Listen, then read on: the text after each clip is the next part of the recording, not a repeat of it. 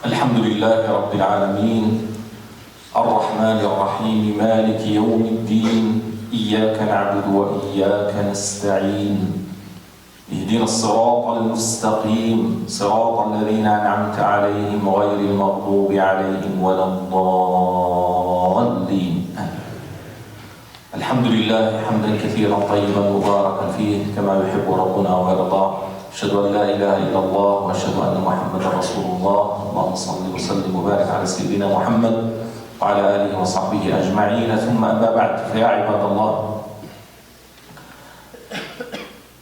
نحن في صبابة شهر شعبان. الصبابة في اللغة العربية هي البقية لما يشرب الإنسان كتبقى بعض القطرات في الكأس، هذه تسمى الصبابة.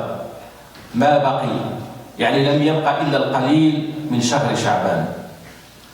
فهذه إشارة حتى نستشعر قرب هذا الضيف الكريم شهر رمضان، وندعو الله عز وجل بقلوبنا أن يهله علينا بالأمن والإيمان، وأن يبلغنا هذا الشهر الكريم حتى نصومه ونقومه إيمانا واحتسابا. فمن عاش على هذه النية عاش بخير، ومن مات عليها مات بخير. نسأل الله عز وجل ألا يحرمنا ما يستقبلنا من خير في هذا الشهر الكريم. ثم إننا ندعو الله عز وجل أن يغفر للحاجة بختة التي توفيت في هذه الأيام، ونسأل الله عز وجل أن يصلح جميع نسائنا وجميع بناتنا وجميع أخواتنا، وأن يجعل هذه المرأة التي توفيت الحاجة بختة أن يجعلها من الصالحات اللائي شاركن في عمل الخير وخير العمل، فحسبها ويكفيها أنها ساهمت في تعليم القرآن الكريم، كانت معلمة لكتاب الله في المركز القديم. نسأل الله عز وجل أن يكتب لها الأجر وأن يكتب لها الخير وأن يصلح ذريتها. وقد زرتها قبل وفاتها رحمها الله في المستشفى. في مجرد دخولي ذكرت أنني إمام المسجد، فقلت لها أنت بخير؟ قالت أنا بخير وأنا قوية بحمد الله تعالى. قلت لها كيف أنت قوية؟ قالت أنا قوية بكتاب الله الذي أحمله في صدري. وكانت تحفظ كثيرا من القرآن، وقرأت علي كثيرا من سورة البقرة بقراءة صحيحة سليمة، وكانت محبة لله ومحبة لرسول الله صلى الله عليه وسلم ومحبة للمسجد ومحبة للخير، وتدعو الله عز وجل أن يميتها على الخير. وكان همها وشغلها أن يصلح الله أولادها وأحفادها. فنسأل الله تعالى أن يصلح الأولاد والأحفاد جميعا، وأن يصلحنا جميعا ويلحقنا بها مؤمنين لا مغيرين ولا مبدلين ولا فاتنين ولا مفتونين، اللهم آمين. ها نحن قد بدأنا بالرحمة قبل العلم، فإن الخطوة علم وما بدأنا به رحمة، والرحمة مقدمة على العلم. ونحن لا نستطيع أن نذكر كل الناس بأسمائهم في الخطبة، ولكننا ننوي بدعائنا كل مؤمن وكل مؤمنة وكل من مات من أهل الإيمان ومن أهل القبلة. اللهم ارحم لإخواننا الذين سبقونا بالإيمان، ولا تجعل في قلوبنا غلا للذين آمنوا ربنا إنك رؤوف رحيم. أيها المؤمنون والمؤمنات، الناس اللي كيسألوا على عيد الأم، لأن عيد الأم غادي يكون يوم الأحد.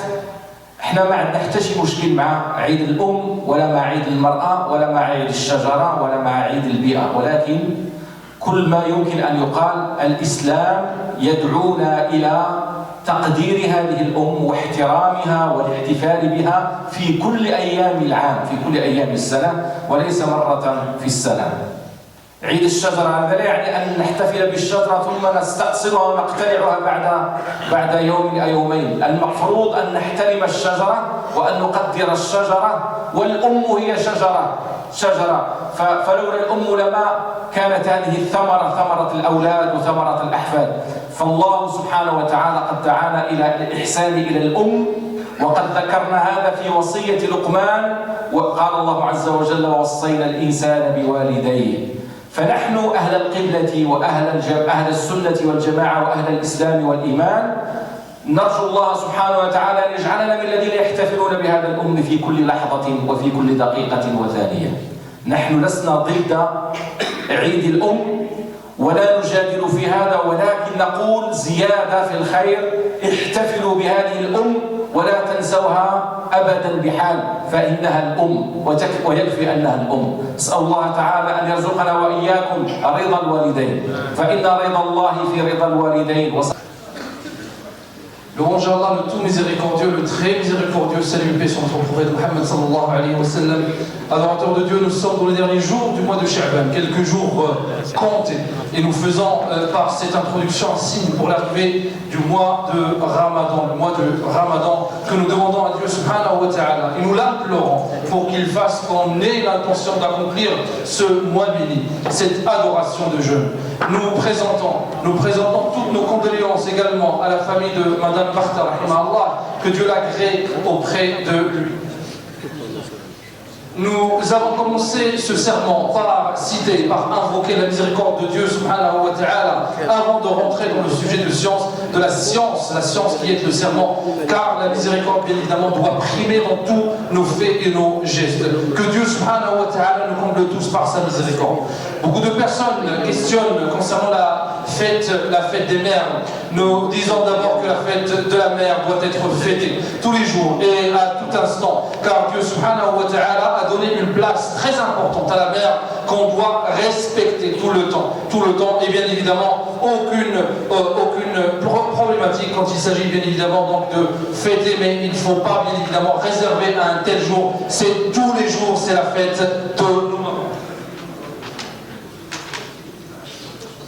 Après cette introduction, entrons dans le vif de notre sujet, c'est la continuité de ce que nous avons entamé lors des sermons précédents. Ce sont les recommandations de Luqman pour son fils. Que subhanahu wa ta'ala dit dans le Coran: ô mon enfant, accomplis la prière, conseille le bien et ordonne aux gens d'éviter l'erreur. Dans ce verset, Luqman alayhi salam n'a pas recommandé à son fils la zakat, car comme vous le savez, à chaque fois où la prière est citée dans un verset du Coran, elle est liée à la zakat. Mais dans ce verset-là, Luqman n'a pas lié donc la zakat à la salat, car Dieu subhanahu wa ta'ala, comme vous le savez, n'oblige pas tout le monde à sortir le mode obligatoire. Et donc la sagesse de Luqman était de ne pas conseiller à son fils l'aumône, car l'enfant dépend de ses parents et c'est à lui de l'accomplir, c'est-à-dire c'est aux parents de l'accomplir. Donc la sagesse, c'est que chacun d'entre nous doit ordonner à son fils la prière, car plus on avance en âge, plus cette prière devient difficile, devient lourde à accomplir. Mais l'éducation de l'enfant dès son bas âge indique ou implique une inculcation de cette adoration chez l'enfant. Dieu subhanahu wa ta'ala dit: ô Seigneur, sois miséricordieux envers eux c'est-à-dire on parle des parents, sois miséricordieux envers eux comme ils m'ont éduqué jeune,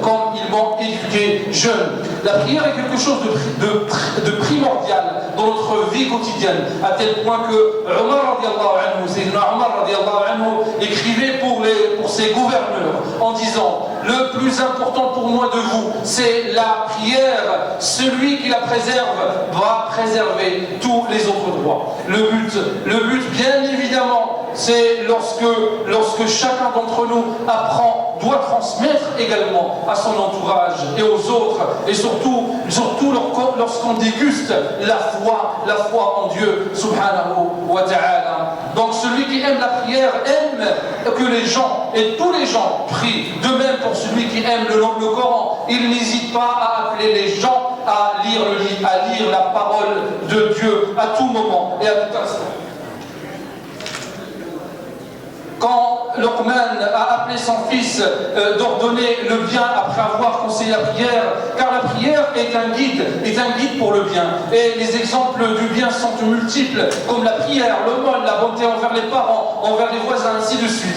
Donc le bien est tout ce qui est bien selon le rite musulman et selon les règles de Dieu subhanahu wa ta'ala. Également le péché ou l'erreur est quelque chose qu'il faut connaître pour ne pas la commettre et qu'il faut bien évidemment effacer, essayer d'effacer et d'éviter selon bien évidemment les règles et tout en ayant la sagesse bien évidemment dans la transmission de nos conseils et de nos suggestions pour les autres. Un jour, un savant était venu voir un roi en lui conseillant. Il voulait donc le conseiller, mais ses mots étaient très durs envers le roi. Et ce roi a eu la sagesse en lui disant, Dieu subhanahu wa ta'ala a envoyé meilleur que toi, en parlant de Sayyidina Moussa, et Haroun a pire que moi, en faisant référence à Fir'aoun.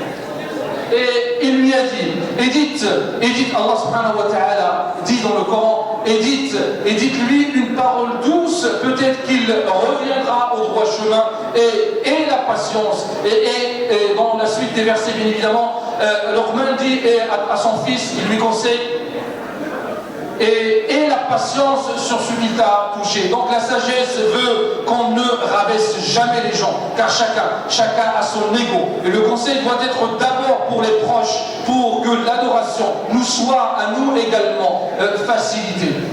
Car plus on augmente le bien dans notre entourage, plus ça sera facile pour nous. Tout en sachant que plus le degré de l'adoration est élevé, moins on est. Barakallahu fikum.